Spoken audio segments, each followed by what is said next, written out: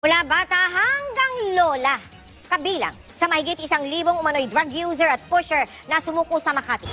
Higit 1,000 umano'y drug user at pusher ang nagpunta sa Makati City Coliseum kanina upang sumuko kasunod ng Oplan Tokhang ng Makati City Police. Bilang patunay sa ating deklarasyon, ay nangangako ako hindi masasakot sa anumang may kinalaman sa pagbenta o paggamit ng illegal na droga. Pinroseso at pinanumpa sila para magbago at talikuran ng droga. May kanya-kanyang counter o pwesto ang bawat barangay dito sa Coliseum para mapabilis daw ang pagkuha ng impormasyon at pagdokumento sa mga drug user. Gagamitin itong database. Nag-scroll ako sa Facebook. May nakita ako. Ito yung picture. Yan. Putang ina. Ako yan ah. Ako yan ah. Putang. Bakit yan yung picture ko? Wala akong naalala. Oy. Di ako adik. At lalong di pa ako patay. Nasa Saudi lang ako, nagbabakasyon. Nagtrabaho nga lang eh. Oh. Ako yan eh. Nakatang puta oh. Trabaho lang yung tao, pinatay nyo na. Nagsisimula na ho ang mga pandaraya. Grabe ho ha. Meron na hong balita dito, OFW na bumoto online, dinaya na ng ibang klase kayo talaga tumirada. Ang gagaling nyo talaga. Ginigigil nyo ang mga tao. Kaya ho may nag-comment sa akin. Sabi niya, Kuya Goods, ayaw talaga nilang magmano-mano, gusto nila online. Hindi na ho ako boboto. Yan ang comment sa akin mga kasama. Pero sa mababalitaan nyo rito, meron na ho, ang bumoto, sinulit niya 10 PDP, anak ng bugi, iba ang lumabas. Ganyan sila katalamak. Ganyan sila kadesperado. Gumawa ng mga... Ingat-ingat tayo mga kasama. Dito makikita nyo sa video na ito si Robin na ho ang bahala magpaliwanag dito kung ano yung pandarayang ginagawa dito. Tayo ho ay nagre-reaction lang, bibigyan lang natin ng mga komento at reaksyon itong usapin dito. Kaya ito na, ipasok mo Robin. Isiniwalat ngayon ng ating mga kababayang OFW na tila mayroong nagaganap na dayaan diba? sa kanilang pagboto. Mabuti na nga lang, mayroon silang mga screenshots ng kanilang mga ibinoto. Tulad Diba? na lamang ng nangyari sa ating kababayang OFW na si Jefferson Salazar Bonoan. Ayan, Ang ibinoto nga niya ay ang PDP laban senatorial slate. Pero nang i-verify na niya ang kanyang mga ibinoto, iniskan ang kanyang QR code. Laking gulat niya na ang lumabas sa resulta ay ang mga alyansa ng Bagong Pilipinas ni BBM. Makikita Kita nyo, di ba? Sino ang lumabas? Number 1 pa. Number 1 pa. Anak ng tipaklo. Sino to? Nagna-number 1. Bakit tayo lumalabas? Ang binoto ng tao, 10 PDP. Bakit may pangalan ni Luslos dito? Anak ng bugi naman, ang gagaling naman. Ginigigil nyo. kita dyan si Erwin Tulfo, Abalos, Ben Tulfo, nakasama pa si Manny Pacquiao, abay si Kiko Pangilinan din. Naiboto, kagulat-gulat nga daw na naiboto niya si Franz Castro. Ayon pa sa kanyang post, "Today, I exercised my right to vote as an overseas Filipino worker here in Singapore. And it is the first time that I voted online. I believe that it is my right to verify that my votes were cast correctly. But I am so disappointed that I couldn't verify it. The portal shows a QR code after voting, and it states that you can verify your ballot has been cast correctly at any moment using the following QR code. But when I scanned the QR code of the candidates that I voted, instead it shows some names which I didn't vote. So the question now in the COMELEC, how can you show us of the values that our votes were cast correctly? Unlike the past elections, we can see receipts after the ballots were inserted in PICO's machine. We OFWs have the right to know, and we are not blind of what's going on in our beloved country, Philippines. Refer on the screenshots attached and judge it yourself." Hindi lamang isang nakaranas. Ang sabi nito, nakakatakot lang kasi may PBBM na nakalagay sa balota ko. Hindi ko naman binoto yung party list na yan. At sa resulta ng kanyang balota, kitang-kita, mayroon niyang PBBM. Sa ngayon ay umilik hinggil sa issue. ito at siyang todo reklamo ng ating mga kababayang OFW dahil nga ang taong ibinoto nila ay pagkatapos nilang bumoto, ibang nakalagay na pangalan. Kaya nga ba sila confident na makakapasok ang Magic 12 daw kuno ni BBM? Ano na naman kaya ang isasagot ng COMELEC patungkol dito? Samantala nagbigay naman ng comment at reaksyon si Mr. Real Talker sa tila pag-i-endorso ni Vice President Sara, kina Camille Villar at Senator Amy Marcos. Gamitin na natin ang ating utak. Huwag puso ang pagpasok nila Senator Amy Marcos at Camille Villar sa Magic 12 para sa pagkasenador ang siyang magsasalba kay Vice President Sara upang hindi na matuloy ang impeachment laban sa kanya. Narito ang full video, panoorin natin. Alam nyo mga lords, for this time around, gamitin natin ang utak natin at huwag yung puso or yung damdamin. Kasi, di ba, si Bam at saka si Kiko ay paunti-unting nakakapasok na sa Magic 12 sa mga surveys. And alam naman natin na kailangan natin magkaroon ng mga bagong senador na hindi papabor sa impeachment ni VP Inday. Kaya para sa akin, mag-additional talaga tayo ng 2. Diba? Duterte, okay na yon. Then, dagdagan natin ng 2. May mga haka-haka na i-endorso ni VP Inday si Senator Amy at saka si Camille Villar. But anyway, yung dalawang yan ay mga matatalik na kaibigan talaga ni VP Inday. Like Senator Amy, never naman niyang binitawan ng mga Duterte, di ba? Kahit sabihin pa natin na pakitang ano lang, di ba? Pakitang tao lang or political move lang ni Senator Amy, pero mag-amina na tayo, di ba? At least nakikita natin na may hakbang na ginagawa si Senator Amy para mapanagot at mabigyan niya ng hustisya ang pagdakip kay Tatay Digong. Ang kasalanan lang talaga ni Senator Amy Marcos siya. Yun yung mahirap no? Yun yung talaga yung mahirap Pero kung pagkakaibigan, pagkasolid, kita mo naman, hindi naman bumaluktot si Senator Amy sa mga Duterte at kay VP Inday. And yun, si Camille Villar din, di ba? Ang mga Villar ay magkaibigan din yan sila ng mga Duterte. At never ako nakarinig ng mga masasamang salita na binitawan ng mga Villar against sa mga Duterte. Yun ang isa pang problema natin dito Oo, palaisipan pa. Oo, para sa akin lang ako, opinion ko lang to. At tayo nagre-reaction lang. Palaisipan kasi, kung isasama ko yung mahirap Kasi nung una, ganun din ang ginawa ni Bungengit dyan Diba? Nakipag-tandem si BP Sara. Ang problema, budol. Diba? Pa ako, opinion ko, hindi ko lang isasama. Doon na lang ako sa 10, mag-stick na lang ako sa 10. Yun lang. Para sa akin lang naman yun Dahil, takot na ako mabudol ulit. Baka mamaya, pagsisihan ko na naman, isama ko ito. Oo. Yan ang pala ang pagkakamali. May pagkakamali ng una, dadagdagan pa natin. Doon na lang ako sa 10, Duterte. Oo. Nasa inyo naman humakamay kung gusto nyo dagdagan yung Duterte. Hindi kayo pagbabawalan, walang pipigil sa inyo. Ako ayoko lang mabudol. Yun lang ang paliwanag at komento ko. Ngayon, maiba tayo. Tignan natin kung ano yung komento niya dito sa dayaan nangyayari. Kailangan may paliwanag Bakit ganun? Ang lumalabas sa QR code o resulta.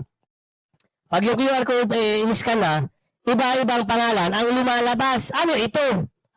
Maliwanag sa maliwanag. Sagot na si COMELEC George Garcia sa mga hinaing at reklamo ng ating mga kababayang OFW. Patungkol nga ito sa kanilang pagboto online. Patungkol nga ito sa mga ibinoto ng ating mga kababayang OFW na matapos nilang i-check ang kanilang mga binoto, wala ang mga listahan ng kanilang ibinoto.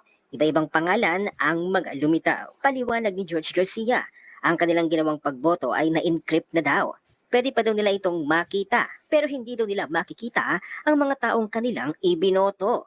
Wow! Ang ganda ng explanasyon. Kung encrypted, bakit mga katunggali ng PDP Laban ang mga naandun na nakalista nung kanilang chinek kung tama ba ang kanilang mga ibinoto? Pero heto lang bakit gagawin pa ng COMELEC na maging komplikado ito kung pwede namang maging transparent? Hindi ba't voting online? Pero bakit hindi mo pwedeng makita kung sino talaga ang iyong ibinoto? Ang sabi ng COMELEC o ang sabi ni George Garcia, encrypted na daw. Paano natin mapagkakatiwalaan ng system? Hindi natin ma-verify ang ating sariling boto.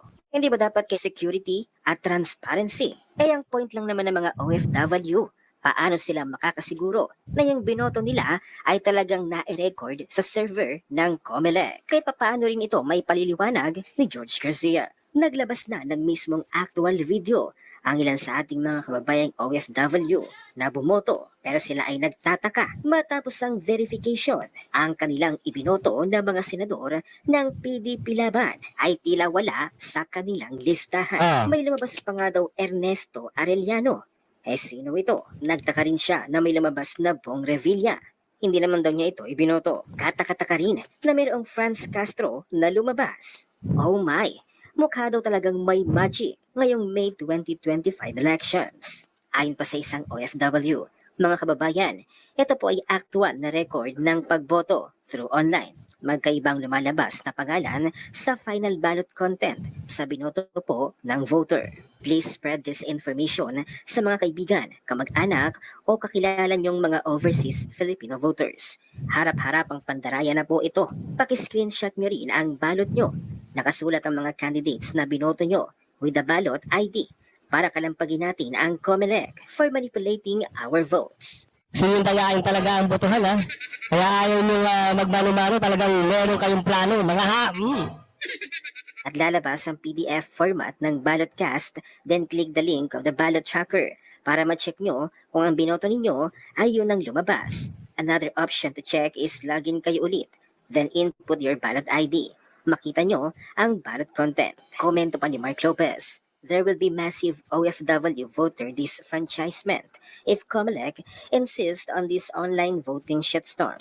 Ayon pa sa mga netizens, ay tila may purpose ang pangyayaring ito dahil alam na ng Marcos administration na sinusuka na si BBM at ang kanyang administrasyon ng mga OFW. At halos lahat na ng OFW ay mga pro-Duterte na. Kaya't malamang sa malamang daw ay gusto nilang i-invalidate ang boto ng mga OFW. Samantala nang bumoto na ang isang OFW na ito, itong mga pangalan na ito ang kanyang ibinoto. Straight PDP Laban. Kaya i-check na niya ang kanyang natapos na balota. Eto na at lumitaw si Tito Soto. Maging si Kiko Pangilinan, abay napasama din. Maging si Francis Tolentino ng alyansa ni BBM, abay pati si Manny Pacquiao din. Pati rin pala si Abalos Ngiwi. Kaya't ang legal counsel ng PDP Laban at ng kanilang abogado para sa magiging petisyon para sa online voting ng ating mga kababayang OFW ay umaksyon na. Narito ang full video, panoorin natin. Ito po si Attorney Israelito Toyo, no? Sana okay lang po kayo. I'm doing this live message for all our brothers OFWs at saka overseas voters po. Napapansin po namin marami po masyadong mga reklamo concerning online voting. No? Report na natatanggap namin ay iba yung pinifill up nila pero iba yung lumalabas. Kaya may gagawin po tayo. No? I already tapped my law students in JMC Law School. Mag-organize po kami ng isang committee on this, no? And then maggawa kami ng isang page po kung saan lahat po ng OFWs na may mga reklamo, lahat ng mga overseas voters na may mga reklamo, no? Doon po ninyo i-report, no? Doon ninyo i-report lahat ng reklamo po ninyo sa online voting kung meron man. And you have to indicate the basics, no? Who, what, when, where, how, no? Sino kayo, kailan kayo nagboto, indicate niyo saan kayo nagboto, ano yung reklamo po ninyo, at saka ano yung registration number ninyo, no? We will issue an advisory, no, as to how to do it within the day, no? Pinakamatagal na po ngayong hapon po. Kasi inuulit ko, gagawin natin ito para may masumbungan po yung ating mga OFWs, no? Overseas Filipino workers, as well as overseas voters. Again, this is Attorney Israelito Torion, no? Ako po yun ng legal counsel po at saka petitioners po sa nag-file ng kaso doon po sa Korte Suprema about sa online voting at saka yung pag-implementa sana ng manual counting of votes sa precinct level. So, marami po kami natatanggap ng mga reklamo po ng mga OFWs. Magmumukha na ito yung katabi ni Atty. Torion, no? Ikaw, ginigigil mo ang taong bayan, sit ka. Overseas workers. Gusto nyo talaga manalo ang mga kaalyado nyo, ha? Kahit sa maling pamamaraan, ha? Planado na yan! So I tasked my students, no, mag-create kami ng team within the day at magawa kami ng page kung saan po kayo pwede po makapagpasa ng inyong mga reklamo about sa online voting so that we have to paper the words. No? What do I mean by paper the words? We have to reduce in writing all your complaints. No? Gawaan natin ang affidavits, lahat. No? Kailangan namin malaman sino kayo, saan kayo nagboto, anong registration number ninyo, ano po yung specific na reklamo ninyo, ano yung ebidensya ninyo. Kailangan po ebidensya na klaro kung ano yung reklamo ninyo sa online voting. No? So, ngayong hapon po, gagawin natin yan. Mag-issue kami ng advisory, gagawa kami ng page po. No? Gagawa kami ng page para lahat ng mga OFWs po na may reklamo, mga registered, mga overseas voters po na may reklamo, doon po ninyo idulog sa page na iyon para malalaman specific details ng inyong mga reklamo and matugunan natin. We can do something, we can file the appropriate manifestations in the Supreme Court as well as in the COMELEC. Why are we doing this? We are doing this kasi hindi lang po pwede na magreklamo tayo. Kailangan ma-reduce natin into writing lahat. Makuna natin ang mga affidavits po lahat. Makuna natin ang ebidensya lahat. Kasi hindi po pwede na reklamo lang tayo ng reklamo. Kailangan natin may gawain tayong legal. So, nakikita ko po yung need dyan. So, I already requested the help of my CLEP advisor, no? Si Attorney Gretchen Caniedo, and magpatulong din ako ng aking assistant din, si Attorney Rexy Rizada Nolasco dito. And we have classes kasi, yung CLEP, pwede nag-signify sila ng kanilang readiness, no, to help our country, and we will paper the world. Kuna natin ng definite na mga ebidensya itong lahat ng mga reklamo about overseas voting, about online voting. Kasi just like what I said, hindi po pwede na reklamo lamang tayo. We have to reduce everything in writing. So lahat po ng mga OFWs, lahat ng mga overseas voters, wait for further announcements po ngayong hapon. I-post ko po sa aking Facebook, no, account kung saan kayo magreklamo para we can do something about it. We can file the appropriate manifestations or motions in the Supreme Court or if necessary sa COMELEC din. So, sa mga leader ng PDP laban noong 2014 na nagpursige na hikayatin si dating Mayor Duterte na tumakbong presidente. Yung PDP nung mga panahong yon, inamumunuan ni Secretary Jean Mamonjong bilang SecGen, ni Coco Pimentel, Senator Coco Pimentel bilang presidente, at ni Mike Sueno bilang chairman. Lahat taga Mindanao. Pumunta sila sa amin, taga Luzon at taga Visayas, naghingi ng tulong, bigyan nyo kami ng presidente galing Mindanao. Tinupad po ng Visayas. Pinagtatawanan po dati si Attorney Hinlo sa Western Visayas at sa Negros. Bakit ko tinutulungan ang Mindanao magkaroon ng presidente? Meron kaming marohas nung panahon yun eh. Pero alam ko yung inyong damdamin. Yun nga lang sa ngayon, ang kauna-unang presidente ng Mindanao, pinakulong ng rehimeng Marcos at pinadala sa Netherlands para i-judge, ilitisin ng mga banyaga. Gusto niyo ba yon? Gusto ba ng Mindanao yung ginawa ng rehimeng Marcos na pinadala ang kauna-una niyong presidente? Yan po ang naging tulong at parte ni Attorney Hinlo sa Mindanao.